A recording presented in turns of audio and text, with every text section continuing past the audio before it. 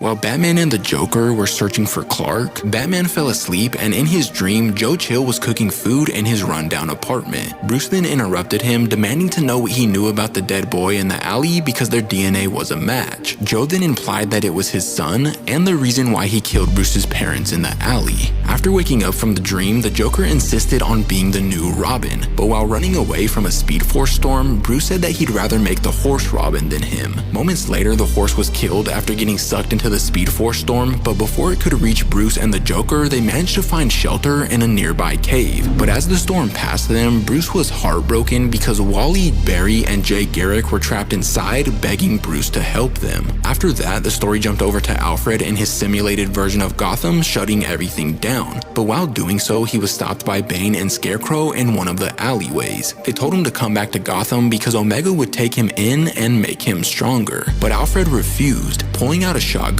and blasting them with it over and over again. Unfortunately, Scarecrow managed to evade the shots and inject him with something that would soon cause him to die. Omega himself then stepped out of the shadows, giving Alfred some peace before taking his last breath by telling him that he successfully convinced the Waynes to stay home instead of seeing Zorro. Upon making it to the Fortress of Solitude, Bruce began scaling the crystals because of how much they grew over all these years. Eventually, he was able to get on a solid platform, but he couldn't focus because the Joker kept on bugging him about being the new Robin. Repeatedly telling him no, Bruce eventually lost it, saying that he would never make him his Robin because Robin had to be someone who was actually a good person. But then out of seemingly nowhere, Superman escape rockets started falling out of the sky. Bruce managed to evade the first ones, but not the ones after that. Their impact sent him and the Joker flying into one of the crystals and then tumbling directly onto the ground. Standing above them was none other than an older version of Clark, telling Bruce to rest because he had made it. But sadly, that's when this part comes to an end. But if you want to see what happens next, let me know in the comments down below.